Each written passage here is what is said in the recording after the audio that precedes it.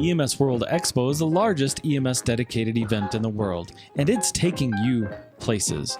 And now we bring you Stories from Expo.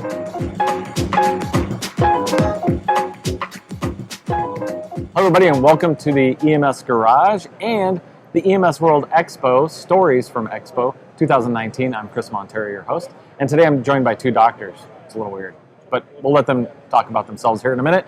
Dr. David Wampler, thank you for joining me. Thank you for having me. And Dr. David Miramontes. Thanks for having me. Is that right? That's right, Miramontes. All right, got it. First off, great keynote the other day, and just your story, amazing. I mean, absolutely amazing. So thank you for doing that. But that's not why we're here. We're going to talk about something that you guys do inside of research in your organization, correct? Yes. We work very hard. So tell me a little bit about, I mean, you're an MD, you're a PhD. Tell me how that relationship works first. Yeah, so we have at the University of Texas Health Science Center, UT Health, we are our office of the medical director provides medical direction, initial education, continuing education, quality assurance for the San Antonio Fire Department. Nice. So we really have a great setup. We do medicine, research, and teaching, and fire department does all the operational stuff and discipline and all that stuff. Right. So we really have the best of the whole EMS system. Well, and they won the award for the paid service of the year this year too, which was pretty awesome. That's pretty awesome. We don't use the term they. It's They. all we. We. Well, they, you. Yeah. I meant That's the whole them. point of what makes our program successful is we're a really great team. Nice. So we combine the fire department's operational resources, universities' resources. We make one hell of an EMS system. That's awesome. That's awesome. Doc, so tell me a little bit about research and what you guys are doing that's really unique in San Antonio. So I am the Director of Clinical Research for the San Antonio Fire Department. That's cool. To my knowledge, we're the only fire department with a dedicated research staff. Wow. The only one that I know of in the United States, probably the world. But we do research on several different levels. We do clinical research, we do educational research, and we do qualitative. We have a very, I call it a fairly promiscuous plan, and we work with a lot of collaborators, both the military, because we're San Antonio, Right. Military City, USA.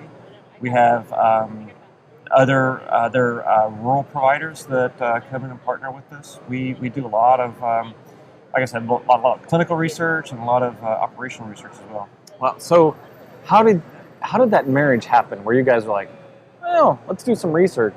What was the brainchild behind that? So we actually have even more than just our military collaboration. We have a region that works together very well.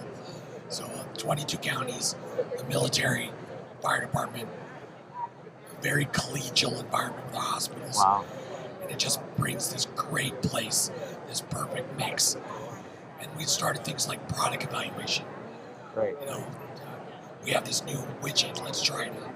Wow. And then we started getting into grants and all of our EMS fellows. So we have 8 EMS fellows now. Holy cow. Yeah, 8. That's And amazing. again, it's a combined military-civilian partnership. Right. They've got to do research. Right. So it was a really great coming together of all these forces of good. And that's how we were able to pull it off. So where are you guys publishing? Are you guys publishing in Annals or Pre-Hospital Medicine? I mean, where are you guys publishing? You're doing it everywhere? Resuscitation, We just had a paper come out, resuscitation, pre-hospital emergency care, Yeah. Wow. Annals. We submitted to JAMA. We didn't get into JAMA, but it's my philosophy is if you get into your first journal, you didn't shoot high enough. So. That's awesome. So, what are some of the groundbreaking things you guys are doing as far as research? Give me some ideas of, So I think the biggest one that we've done recently is our C-spine immobilization work. So I'll let Dave talk about that. Okay. So we started off trying to, the original idea is we wanted to build a better backboard because we knew that the smooth, slippery surface that we currently put patients that we don't want to move is not very effective. As it turns out, we already have a pretty good spinal mobilization device, and our paramedics and our EMTs are already experts at using it. They use it on every patient. It's called a stretcher. Yeah, nice. We can put a patient on a stretcher with a C-collar and head blocks strapped directly to that stretcher, and that patient doesn't move. And they're comfortable. And they're comfortable, and with no spine board to inhibit that, you can now elevate the head of the bed. It makes the patient more comfortable, and our data shows that that patient is even less mobile when they're sitting up a little bit. So imagine having a patient both spinally motion restricted and comfortable at the same time.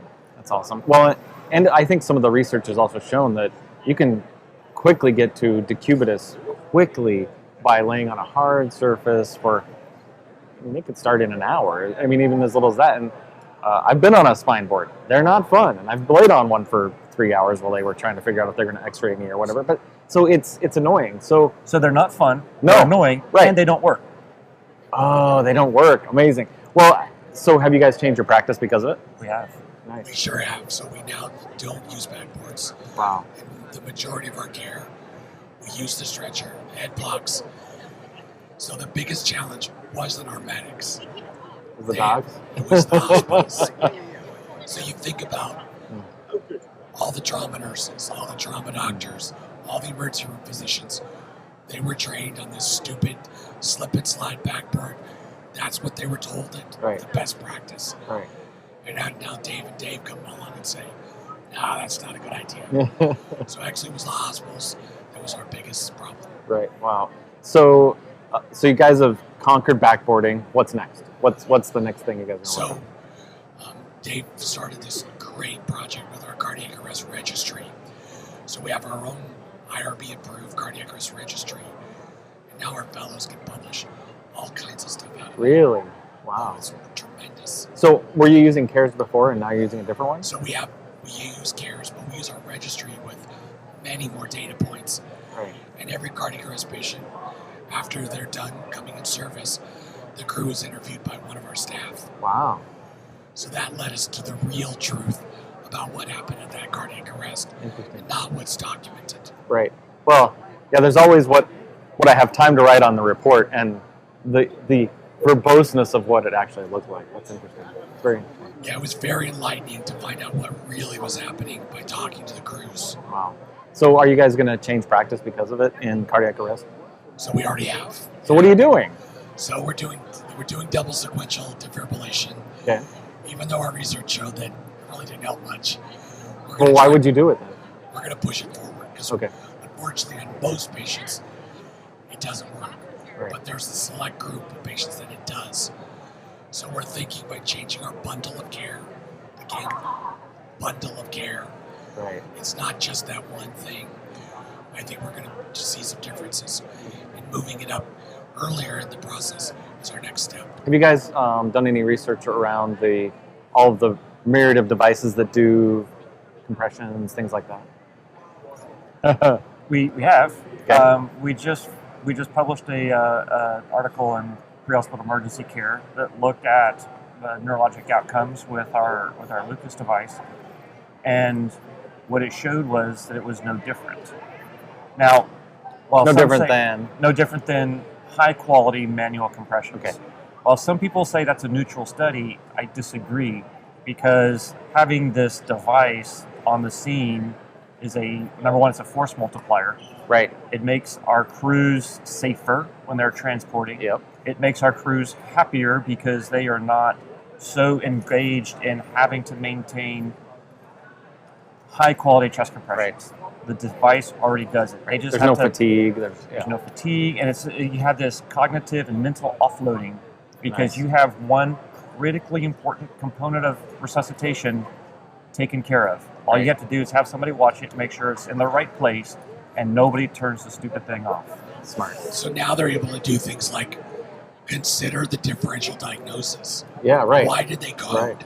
And they start, so when they call the medical director on call, they're thinking, hey, I think this is a PE, or I think this is from their renal failure. Right. And so we've seen a switch in their brain comes on, because their hands are turned off. That's awesome. Wow, that's very telling. And I'm sure that the device manufacturers would be like, well, it does improve it, but I like your what you guys have come up with, which is it's okay to be just as good as, and there's nothing wrong with that. I mean, it would be bad if it were worse, so right? So, And the patients that survive, they're not going to need the Lucas for transport. right. Those are the patients who intervene early, the first shock, airway management, and you get ROSC. Those are the patients who are going to survive. So it's really a different set of patients that we're talking about. Have you guys contemplated doing Lucas to the cath lab, and then if you suspect a STEMI? So I'm glad you asked. Oh, sorry. No, that's Good. actually That was a one good. of That was a It's good. a great turnover, Right. turn or transition. We do ECMO CPR. Wow. So if we have a patient that's under 70 who meets criteria, they call the medical director on call, and boom, we're bypassing all the hospitals. We're bypassing the emergency room. We're going right to the cath lab, Nice. and they get cannulated. After they get cannulated for ECMO, we do a timeout, look at the ISTAT numbers, ask a couple of questions, and we decide whether they're going to go on pump or not. And if they go on pump, now we have time Right. with a patient under CPR who's in VFib or VTAC to do the intervention, Wow. which is angioplasty. Right. Which is you're right. And this program wouldn't be possible without the automated chest compression device, Right. because everybody knows when you're transporting a patient, you're not doing good chest No, compressions. exactly. You just can't do it safely. That's a great point. Also, with the Lucas on board, the cardiologists are really not keen on doing a heart cath to get to the site because the Lucas device is right there on top Right. of it. So we use Lucas to transition to ECMO. Then they have time. Good. We have all the time in the world once they're in ECMO Right. because they don't need a heart right now. Right. The ECMO machine's providing blood flow and oxygenation. So we have time to now do the intervention. Wow. Well, you guys are doing some pretty incredible work. I mean, I look back to when I started in EMS, and this is what you guys are doing is light years ahead of where we ever thought we could be, and I think that's very it's innovative in and of itself, because without research we're not going to get any better, and we're not going to get rid of the stupid things we did backwards and move ahead to things we should be doing, which is really changing people's lives. Yeah, keep your eyes peeled because we got a couple other projects that we haven't written about yet. Nice. So behavioral health navigation. Nice. We don't take psych patients to the ER anymore. The police officers take them to psychiatric hospitals. We have an elegant system in place to do that. So, but we will be writing that up. And then Dave, tell them about our blood project. So this is probably one of the most exciting things that we've done is It's not under embargo, is it? So we should be okay. no. Okay, In fact, okay. we've talked about it extensively. We have reached out to every stakeholder in this area, this space that we could conceivably think of. Right. That includes like our OB partners for the potential pregnancy issues. Our trauma surgeons are leading this effort. Our Deputy Medical Director, Dr. C.J. Winkler, has established himself as the global expert on pre-hospital whole blood. Our EMS partners, they are the ones that are doing all the real work of it and saving lives. We have 6 supervisor vehicles in San Antonio Fire Department that have whole blood. We have 2 or more of our special operations and some of our other ground units that are carrying whole blood, and our air medical providers and for our region are carrying whole blood. And more recently, we've had several of the other smaller agencies are now carrying whole blood as well. So I think those are probably just as important because they're coming from farther out. Right. That's where I think we're going to be able to show a much bigger difference because those patients are getting blood a lot sooner because of the distance that they're having to travel to get to the trauma centers. But wait, there's more. There's probably some TXA in there somewhere too. Oh, we already used TXA. Okay, Yes. So the next phase of our process, now that we know we can give whole blood, is we're putting whole blood in rural level 4 or critical access hospitals. So those patients, before they get flown, are getting whole blood. But wait, there's more. We just established the mass casualty blood program. We can put 20 units of blood, warmers, and personnel to run them, put them in an airplane, and get them anywhere in Texas within 2.5 hours. Wow. So we're now the second tier responder to mass casualty. Cool. Where we're bringing blood, expertise, and the equipment so that we can continue to resuscitate patients who've made it to the hospitals. Wow. Oh, but wait, There's more. more. Of course there's more. Wait. Sounds like a Apple unveiling. Anyway. They're also, so speaking of high technology, drones are another Yep. very enticing realm to where we can have a drone parked at our blood bank. If we have a need where there is no available supply, load some blood up onto a drone and deliver it to the area of the need.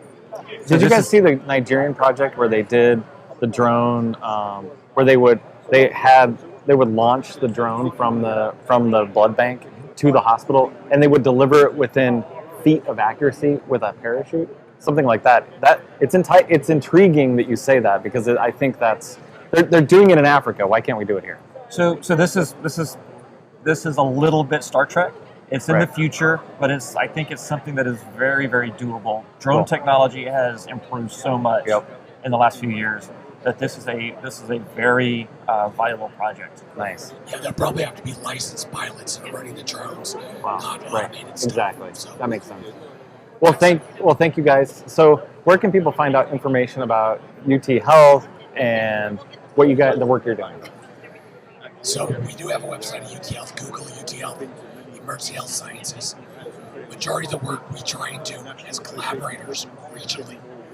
So if you want to learn about blood, behavioral health navigation, or any of these other projects, go to STRAC.org.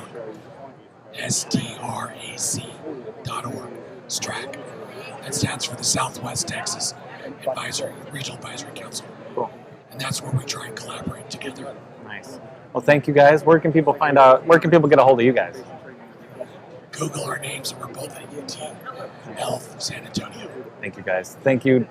Thanks, docs. This was very compelling. What you guys are doing is really amazing. So thank you guys very much for your work. Very much. Thank you.